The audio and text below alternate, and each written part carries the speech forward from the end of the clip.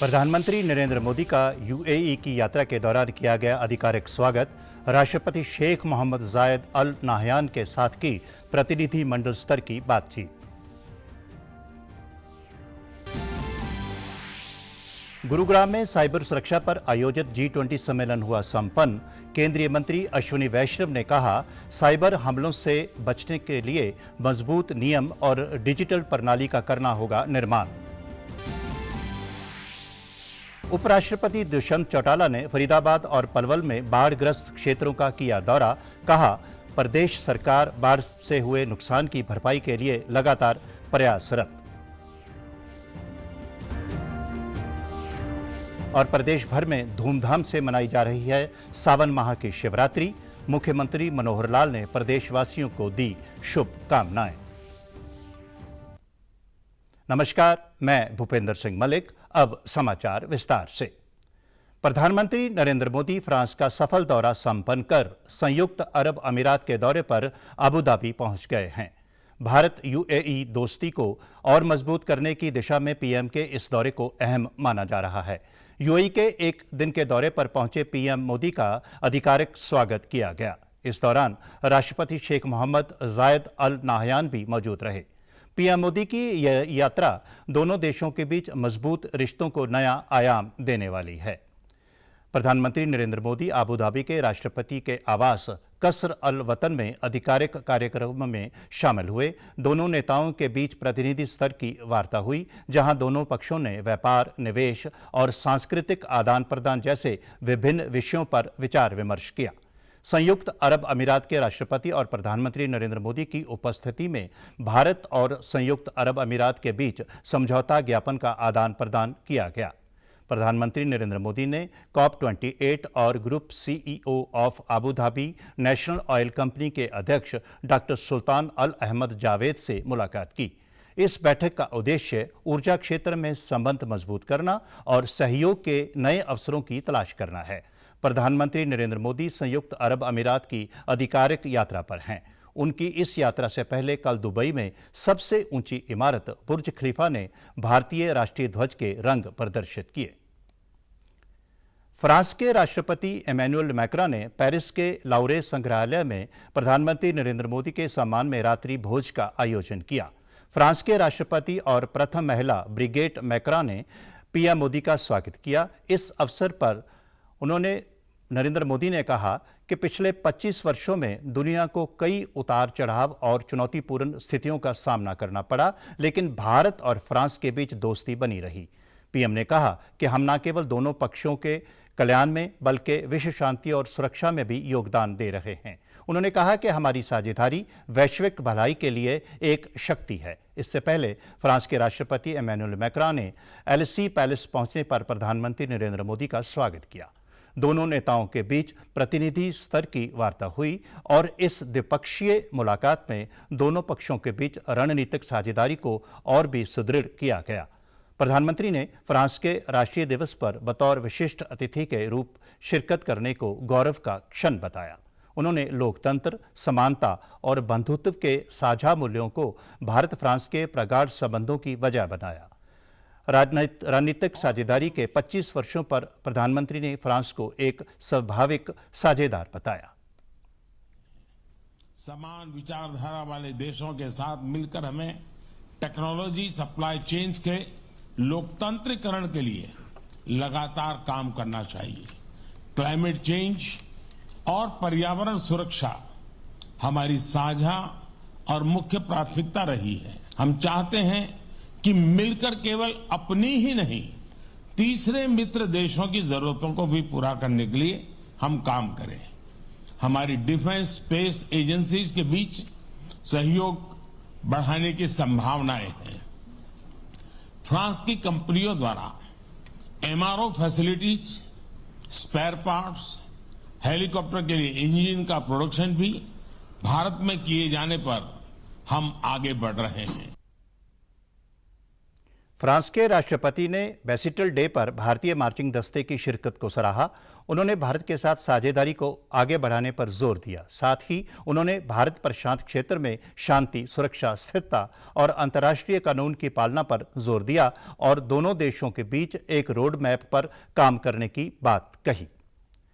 यात्रा के दौरान प्रधानमंत्री नरेंद्र मोदी ने फ्रांस की विशेष हस्तियों से भी मुलाकात की, जिनमें फ्रांस के अंतर्राष्ट्रीय लग्जरी ब्रांड शनेल की सीईओ लीना नायर, फ्रांस के एरोस्पेस इंजीनियर और पायलट थॉमस प्रिस्केट और वयोवृद्ध प्रसिद्ध योग प्रशिक्षक शार्लेट शोपा भी शामिल रहीं। भारत फ्रांस सीईओ सम्मेलन में भी प्रधानमंत्री ने हिस्सा लिया। कंपनियों के मुख्य कार्यकारी अधिकारियों से उन्होंने मुलाकात की। पीएम मोदी ने कहा कि भारत फ्रांस के संबंधों में बिजनेस लीडर्स का भी एक बड़ा योगदान रहा है। करीबी साझेदारी की इस शानदार यात्रा में आप जैसे बिजनेस लीडर्स का बहुत बड़ा योगदान रहा है। मैं चाहूंगा कि सभी साथी मिलकर के हम दोनों देशों की जो यात्रा है उसको गति दें और अधिक सामर्थ्य दें। प्रधानमंत्री नरेंद्र मोदी ने फ्रांस के राष्ट्रपति एमेनुएल मैक्रों को सैंडलवुड सितार भेंट किया। संगीत वाद्य यंत्र सितार की अनूठी प्रतिकृति चंदन से बनी हुई है। चंदन की लकड़ी पर नक्काशी की कला एक उत्कृष्ट और प्राचीन शिल्प है और दक्षिणी भारत में सदियों से प्रचलन में है। सितार की प्रतिकृति में माता सरस्वती अपने हाथों में सितार यानी वीणा को पकड़े हुए है। प्रधानमंत्री मोदी ने फ्रांस के पीएम को मार्बल इनले वर्क टेबल उपहार में दिया। मार्बल इनले वर्क अर्धकीमती पत्थरों का प्रयोग करके संगमरमर पर की गई सबसे आकर्षक कलाकृतियों में से एक है। वहीं प्रधानमंत्री मोदी ने फ्रेंच नेशनल असेंबली के अध्यक्ष येल ब्रान पिवेट को हाथ से बना हुआ कश्मीरी सिल्क कालीन उपहार में दिया। हाथ से बुने रेशम के कालीन अपनी कोमलता और शिल्प कौशल के लिए दुनिया भर में प्रसिद्ध हैं। गुरुग्राम में साइबर सुरक्षा के बारे में G20 सम्मेलन कल शाम संपन्न हुआ। सम्मेलन का उद्देश्य NFT, आर्टिफिशियल इंटेलिजेंस और मेटावर्स जैसी नई तकनीकों के युग में साइबर अपराध और सुरक्षा की चुनौतियों का समाधान निकालना था। सम्मेलन के समाधान स्तर में केंद्रीय इलेक्ट्रॉनिक्स एवं सूचना प्रौद्योगिकी मंत्री अश्विनी वैष्णव ने कहा कि साइबर हमले हर स्तर पर गंभीर और जटिल चुनौतियां उत्पन्न कर रहे हैं। साइबर जागरूकता बढ़ाने के साथ साथ लोगों, संगठनों व समाज की रक्षा के लिए मजबूत नियम और डिजिटल प्रणाली विकसित करने के प्रयास किए जाने चाहिए। उन्होंने बताया कि देश में हर व्यक्ति तक इंटरनेट की सुविधा सुलभ कराने के प्रयास किए जा रहे हैं। भारत में नेट कार्यक्रम के अंतर्गत ऑप्टिकल फाइबर का जाल बिछाने के लिए अरबों डॉलर खर्च किए गए हैं, जिसको और बढ़ाया जाएगा। सम्मेलन में G20 देशों, आमंत्रित देशों, अंतर्राष्ट्रीय संगठनों के प्रतिनिधियों और अन्य प्रतिभागियों ने हिस्सा लिया। उन्होंने internet governance, artificial intelligence, dark net और क्रिप्टो करेंसी की चुनौतियां सहित विभिन्न विषयों पर चर्चा की।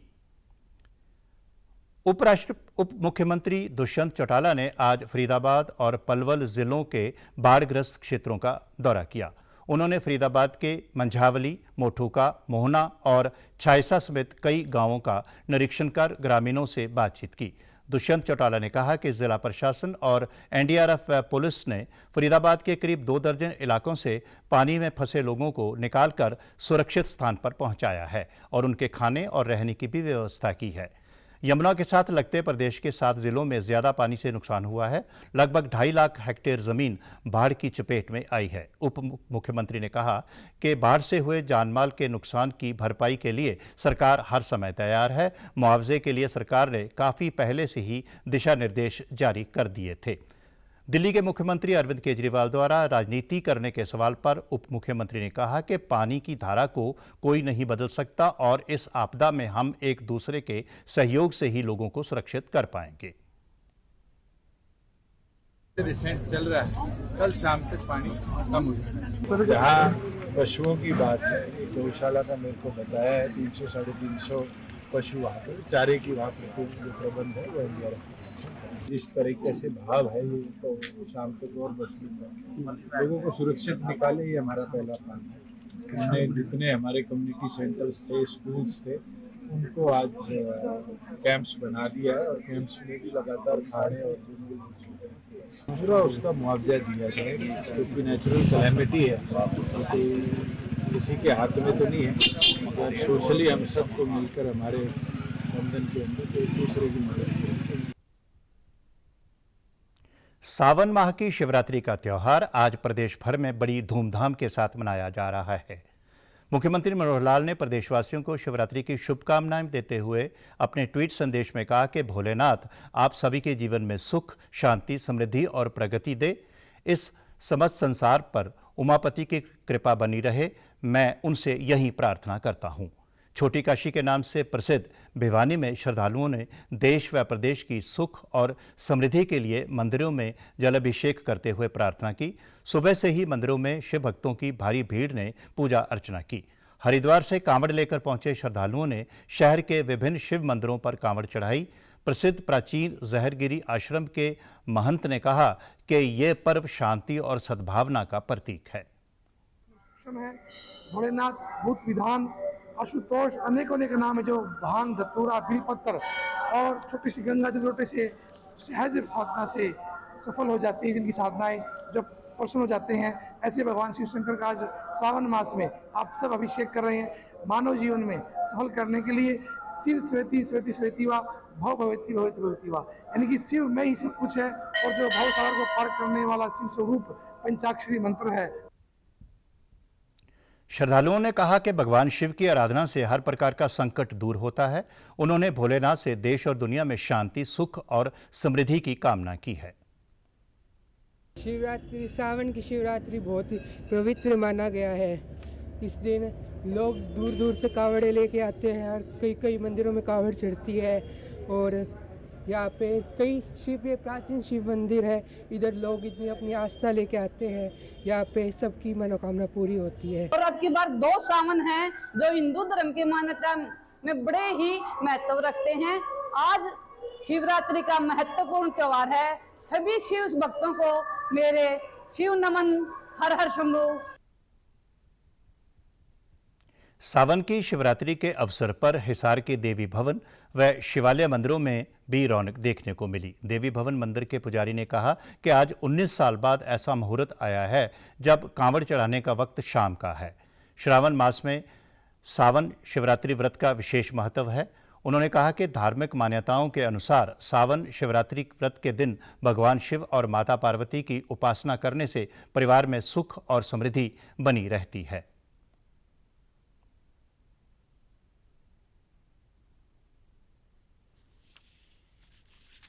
आज के दिन पूजा करते हैं, दूध, दही, घी, खांड, शहद आदि से भगवान शंकर की पूजा करते हैं तो हमारी सभी मनोकामनाएं पूरी होती है और सभी कार्य हमारे सिद्ध होते हैं। सारा दिन ओम नमः शिवाय का जाप करते रहना चाहिए और दूध, दही, घी, खांड, शहद आदि से भगवान शंकर का अभिषेक करना चाहिए। वहीं कांवड़ लाने वाले श्रद्धालुओं ने खुशी जाहिर करते हुए कहा कि शिव की पूजा करने से मन को शांति मिलती है। श्रद्धा के साथ जो कांवड़ लाता है उसकी मनोकामना पूर्ण होती है ज़रूर।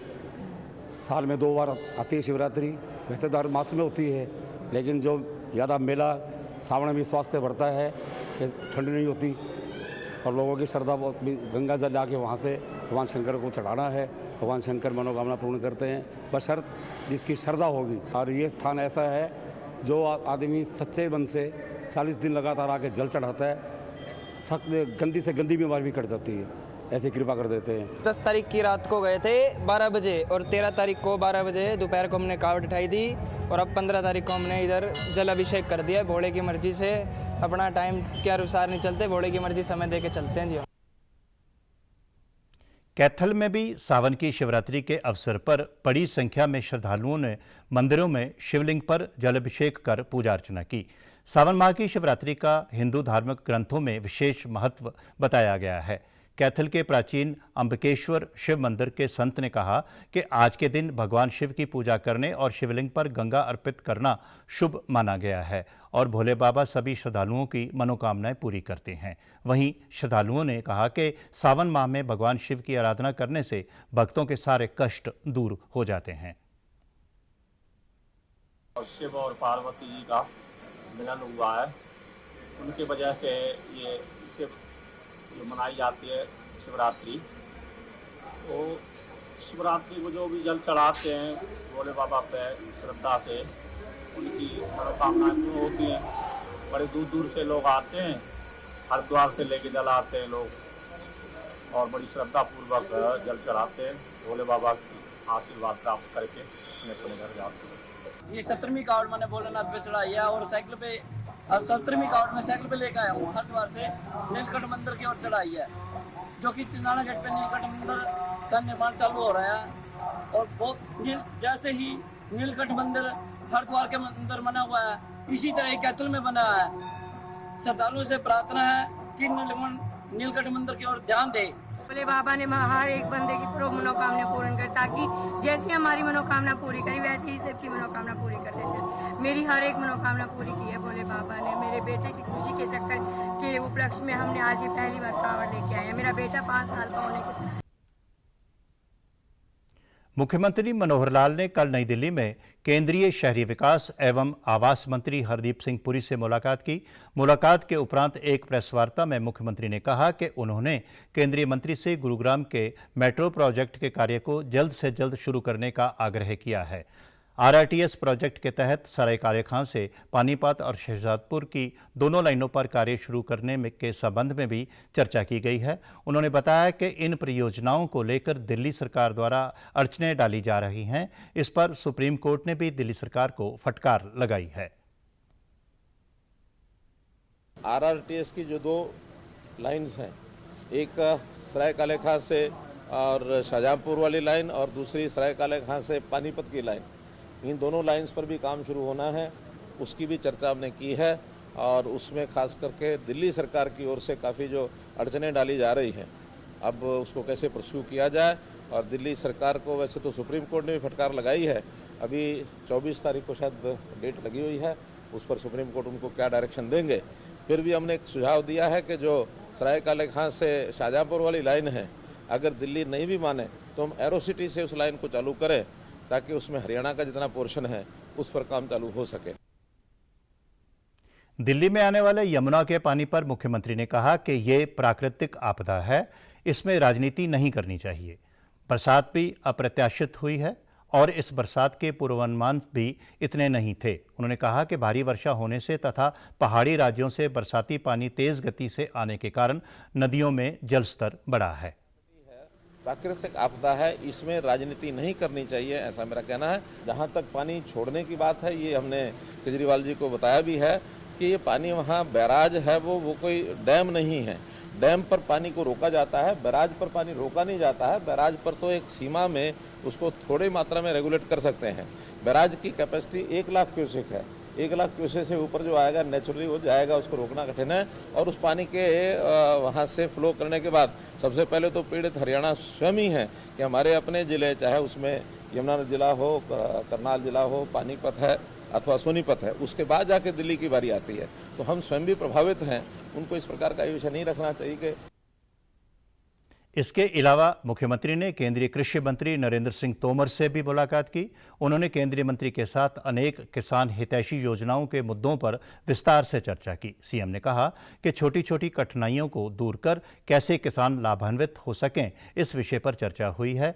केंद्रीय कृषि मंत्री ने प्रदेश सरकार द्वारा किसानों की सुविधा के लिए क्रियान्वित योजनाओं में अपनाए जा रहे डिजिटलाइजेशन सिस्टम की सराहना की। समाचारों में आज इतना ही। नमस्कार।